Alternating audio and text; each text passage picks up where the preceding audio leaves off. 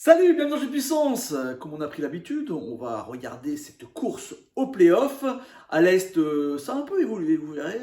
Il y a des équipes qui ont remonté. À l'Ouest, ça reste à peu près pareil. Toujours le même suspense. Allez, on part tout de suite pour la conférence Est.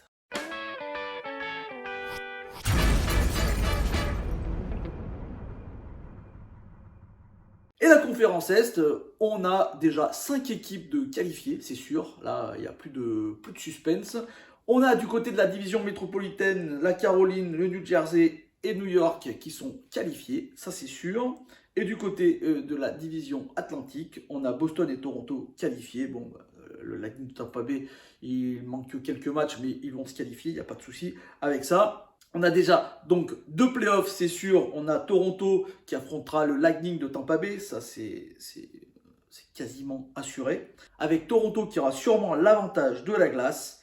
Et de l'autre côté, on aura le New Jersey qui affrontera les Rangers de New York. Là, c'est un peu plus serré. Comme vous pouvez voir, les Rangers de New York peuvent encore récupérer l'avantage de la glace. Ils sont sur une belle série, 8 victoires sur les 10 derniers matchs, 3 victoires de suite, alors que du côté du New Jersey, eh ben, on a perdu un peu de rythme et ils ne sont plus qu'à 2 points, les Rangers, et ils ont 2 matchs en main, donc tout est possible. Pour la Caroline, à mon avis, ils seront sûrement en tête de cette division métropolitaine. Mais attention, eux aussi, ils commencent à avoir un peu plus de difficultés. Seulement 4 victoires sur les 10 derniers matchs. Et New York n'est pas si loin que ça.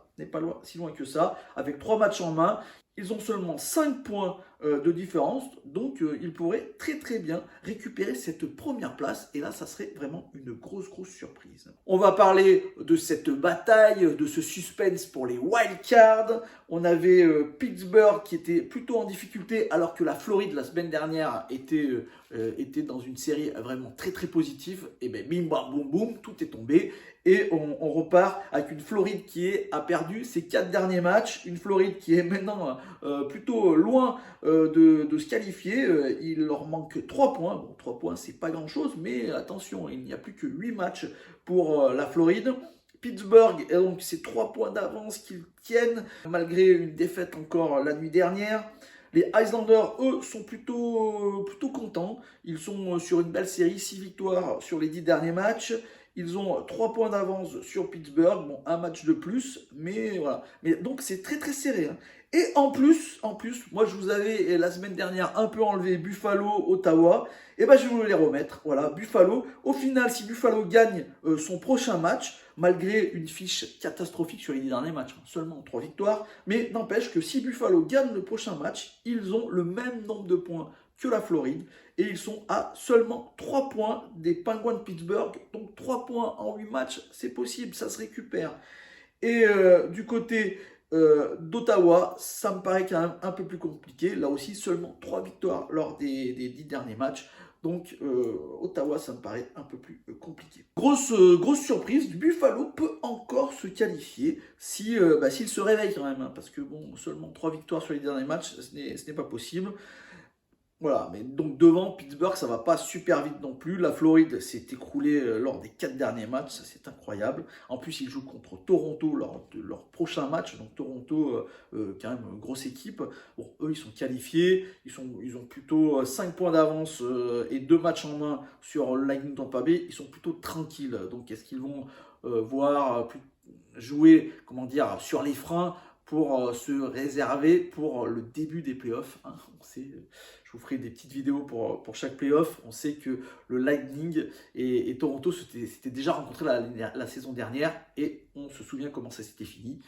Toronto s'était encore fait éliminer lors d'un premier tour de playoff. Allez, on va tout de suite passer à l'association Ouest. L'association Ouest qui elle, a beaucoup de suspense de partout. Alors pour l'instant, il n'y a aucune équipe qui est qualifiée, être sûre d'être qualifiée. Bon, on sait quand même que les équipes en dessous ne vont pas aller récupérer celles qui sont devant. Hein.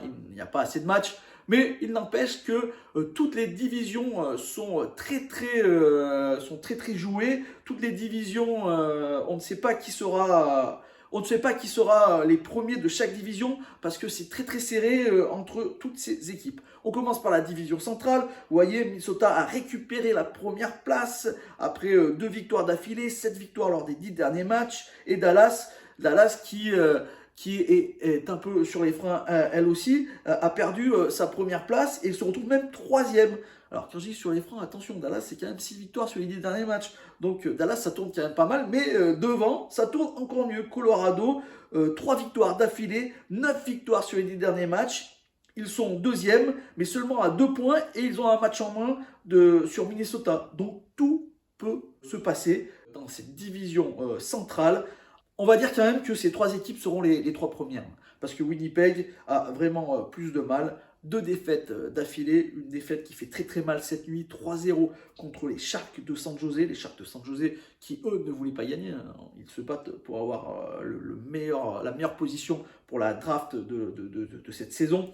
Et mais pourtant, ils ont quand même perdu 3-0 les Jets de Winnipeg. Et donc, ils se retrouvent très très loin de ces 3 premières places. Et donc, les 3 premières places vont se jouer entre ces 3 équipes, le Wild du Minnesota, l'Avalanche du Colorado et les Stars de Dallas. Du côté de la Pacifique, là aussi, c'est très très serré. On a des Golden Knights de Vegas qui tournent plutôt pas mal, 8 victoires sur les 10 derniers matchs, malgré une défaite lors du dernier match. On a les Kings de Los Angeles qui sont en feu, 7 victoires sur les 10 derniers matchs, mais une seule défaite dans le temps réglementaire. Ils sont à seulement 2 points des Kings de Los Angeles, donc ils peuvent récupérer cette première place. Edmonton qui tourne très très bien, eux aussi, 8 victoires sur les 10 derniers matchs, 2 victoires d'affilée. Ils sont à seulement 2 points aussi des Kings. Ils sont à seulement 2 points aussi des Golden Knights de Vegas, mais ils ont un match en plus. Ça tourne vraiment très très bien. Et Seattle, qui serait la 4e équipe pour ces 3 premières places, là, ils ont un peu décroché. Ça tourne moins bien que les 3 premières équipes. Seulement 4 victoires lors des 10 derniers matchs. Donc Seattle vont se qualifier, à mon avis. Ils ont encore une possibilité de se qualifier en wildcard, mais ça va être fini pour ces 3 premières places. Donc là aussi, on a nos 3 premiers. On ne sait pas dans quel ordre, mais on a nos 3 premiers. Les Golden Knights de Vegas, les Kings de Los Angeles et les Oilers d'Edmonton, avec un Connor McDavid qui est juste incroyable cette saison. Et donc, on va se battre pour cette wildcard. Là, 4 équipes se battent pour 2 places. On a les Jets de Winnipeg qui sont en grosse difficulté, 5 victoires seulement sur les 10 derniers matchs, 2 défaites d'affilée. On a le Kraken de Seattle qui lui aussi est en difficulté, a perdu le rythme qu'il avait depuis le début de la saison, 4 victoires seulement sur les 10 derniers matchs. Et derrière, on a les Flames de Calgary qui font pas beaucoup mieux malgré leurs 2 dernières victoires. Les 2 derniers matchs étaient des victoires. Ils sont à 2 points des Jets de Winnipeg. Ça va se jouer peut-être entre ces deux équipes canadiennes. Et Nashville qui a 5 victoires sur les 10 derniers matchs. Nashville qui peut encore espérer se qualifier. Ils ont 3 points de retard sur les Jets de Winnipeg, mais ils ont 2 matchs en main. Donc s'ils gagnent ces deux matchs-là, ils passent dans la wildcard. Ils se qualifient. Ils seraient qualifiés. Donc vous voyez, encore une fois, beaucoup de suspense jusqu'au bout. Il faudra regarder tous les matchs de ces équipes, comme le Kraken, comme les Jets, comme les Flames ou les Predators, pour voir comment ça va évoluer. Vraiment, une très très belle saison, on peut le dire, cette année. Une saison très serrée.